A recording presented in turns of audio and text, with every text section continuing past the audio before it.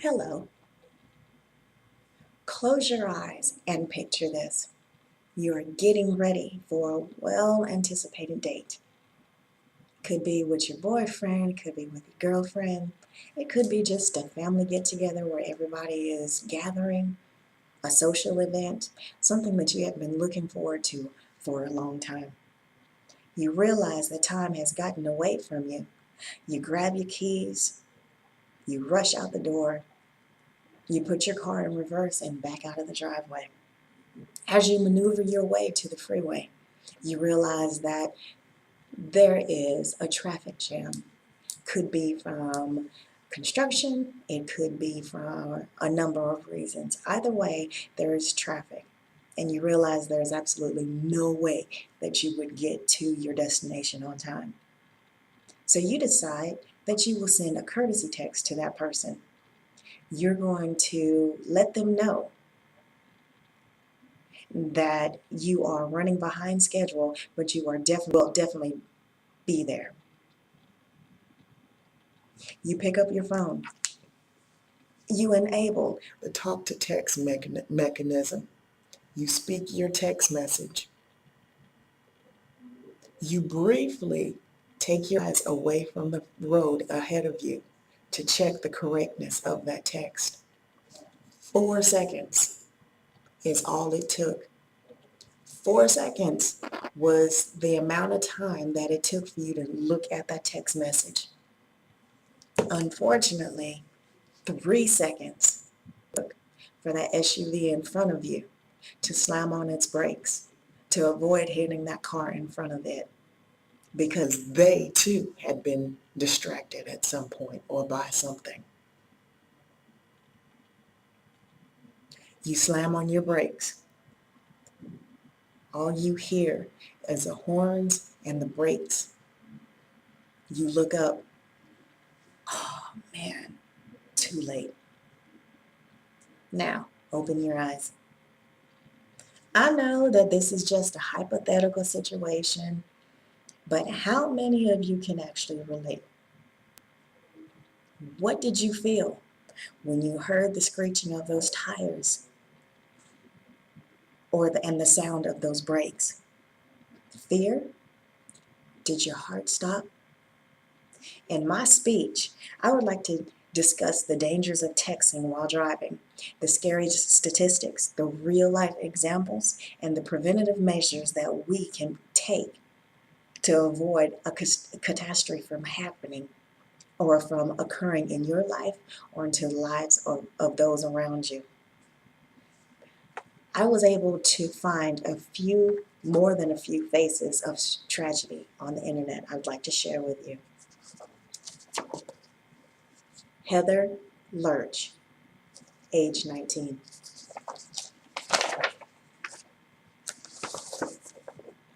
Savannah Nash, age 16.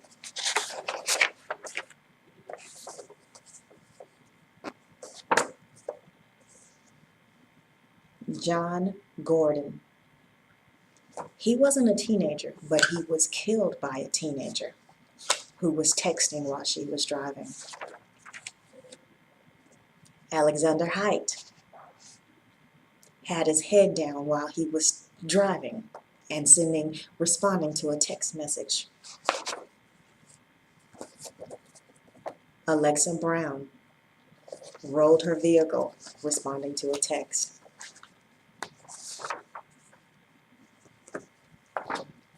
Callie Ann Murray. Unfortunately, Callie Ann was 2 years old and she was being walked by her mother in a crosswalk. They had the right of way to cross the street. Unfortunately, someone who was not paying attention and sending a text message ran through the crosswalk and killed her on impact.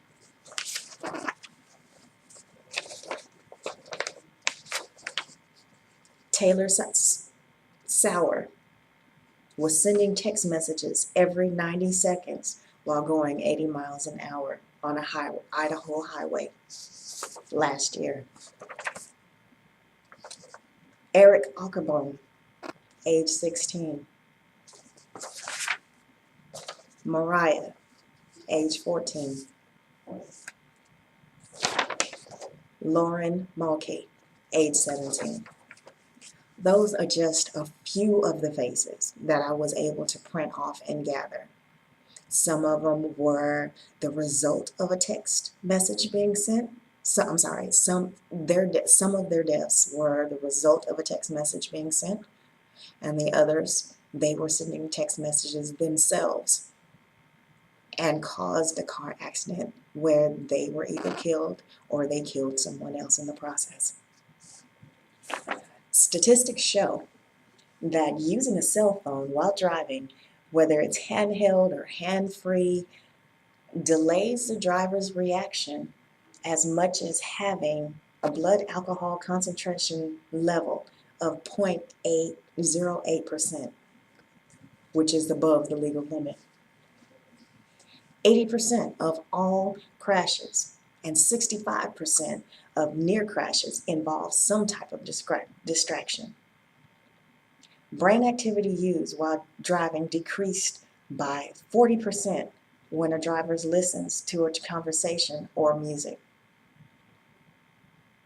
More than 80% of drivers already admit to blatantly hazardous behavior, changing clothes while they're driving, steering with a foot or knee, which I've done that on a time or two, or even shaving or putting on makeup. So distracted driving is not necessarily just the use of cell phone.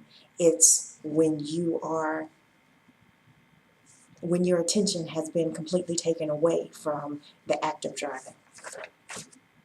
20% of all crashes in 2009 involved reports of distracted driving.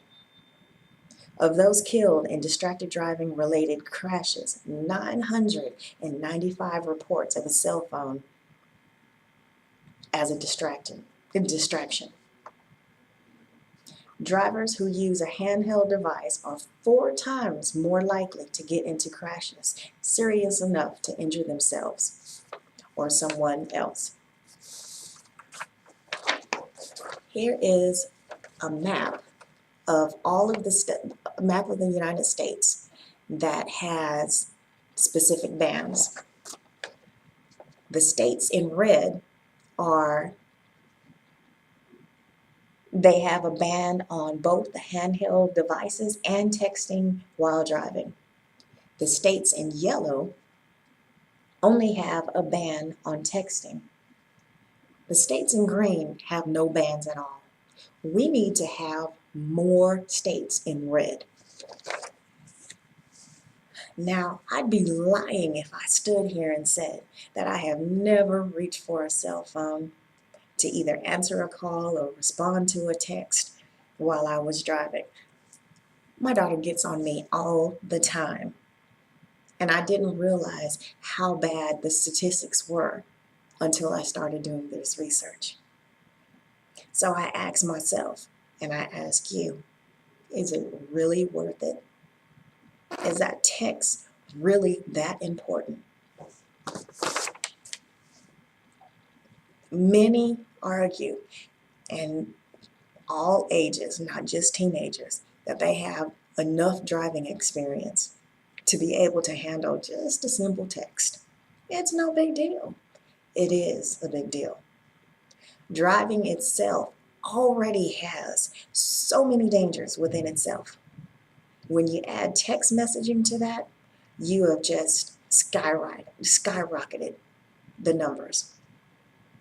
Did you know that studies show that if you are traveling at a rate of 55 miles per hour and look away from the road in front of you for 5 seconds, those 5 seconds is equal to traveling an entire football field from field goal post to field goal post. When you think about it, that is a large distance to cover without your eyes on the road.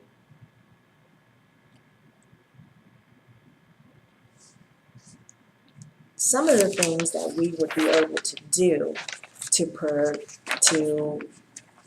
be a better driver, I guess, One, like I said, to put down the phone.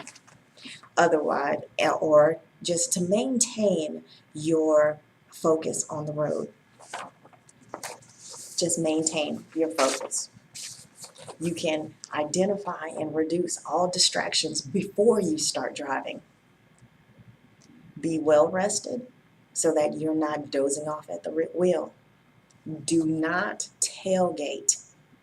That is a problem. I see it all the time, and it is really irritating. When you're on the road, keep your eyes on the road in front of you and your hands on the steering wheel. Do not read a book or check your email in the car. That is funny, but I have seen it. I have seen people putting on makeup. I have seen guys driving and shaving and reading newspapers while in traffic. That is crazy. It seems silly, but it is crazy. In conclusion, I am emphasizing that the use of cell phones is a privilege. Let's not turn that privilege into something that the government has a right to take away. By being responsible, we can reduce the statistics that I just read off. This is not one of those don't do what I do what I say reasons when we talk to our kids. We need to be the standing example. Let us treat all of the drivers around us with the courtesy as if they were our own family members, our loved ones. Remember your loved ones and drive safely. Thank you.